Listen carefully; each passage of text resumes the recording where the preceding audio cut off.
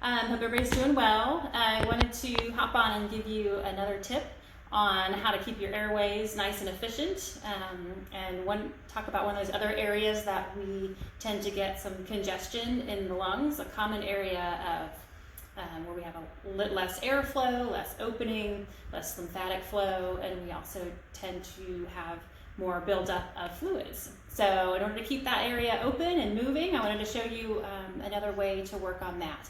So the first area we talked about was up here. We called it the apical area. I showed you that exercise last time. So now I'm going to talk about the second area that we commonly will get fluid buildup and have restriction and congestion is in the back lobes of those lungs. Most of us don't even realize we have lung tissue that goes back there and expands back there, and so we tend to get really tight and have a restriction in that part of our lungs. So I'm going to show you two options to how to work on that. One thing that you might notice that may be an indicator that this is one of those it's a problem area for you. Chronic back tightness, whether it's low back, mid back, between the shoulder blades, it's a pretty good indication that maybe you've got some restriction in that airflow back there. But really anybody should give this a try. So here's the first one. This one is a little bit more for the upper areas of the lungs, kind of by the shoulder blades.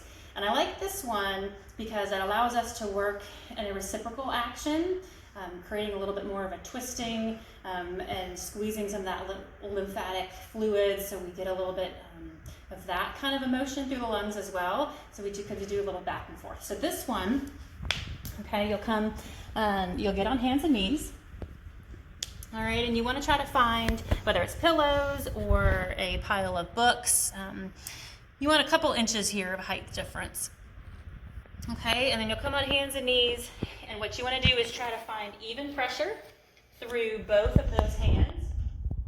Okay, so you want to try to press, but at the same time, it's not just about pressing into the floor, it's about pulling that rib cage back, and I'm going to tuck that tailbone. It's like an angry cat here. So then we're going to use all those good breathing principles, because remember, when we get that diaphragm fully in a dome, we fully exhale, and then we breathe in with our tongue on the roof of our mouth and our lips sealed, that will allow the lungs to open naturally and bring this airflow where you want it. So I'm going to go through that. Take a breath into my nose. Breathe all the way out. Okay, squeezing all that air out. I'm going to hold and bring the tongue up, seal my lips. Breathe in through my nose.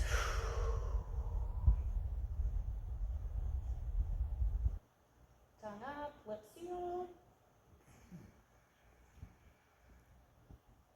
And one more time.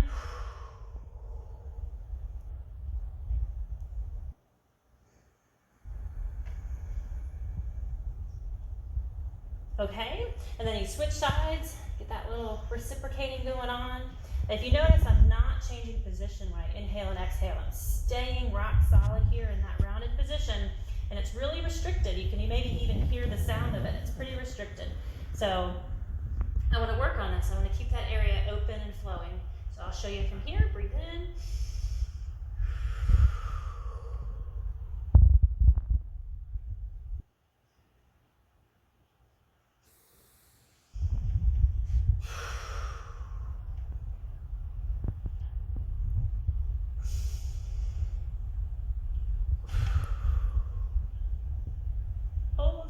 Hold it, tongue up. I'm trying to just envision that air pushing my rib cage open in the back. You repeat that. Go back and forth, at least twice back and forth, maybe even 3 times back and forth. So that's one. If you feel like maybe this isn't, you don't like this activity, or maybe you feel like your restriction's a little bit lower, towards the lower to mid back, then I'm going to show you another option. So what you do is you grab a door, you could grab a railing if you had something like that, but you want to be able to pull yourself back. See, there go those ribs. They're going back and round again. And so you hang on that, pull your rib cage away, and come down into a squat.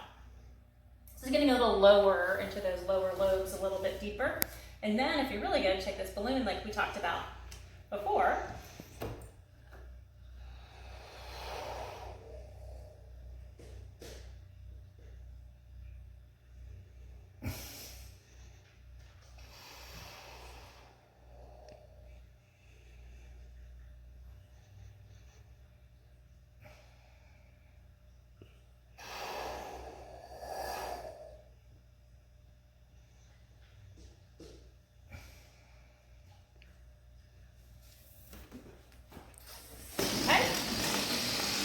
And you probably could see it was pretty restricted. It was a little difficult for me to get air in when I was in that position. So it's important to work there. Make sure you keep that area of your lungs moving as well. All right, have a great day.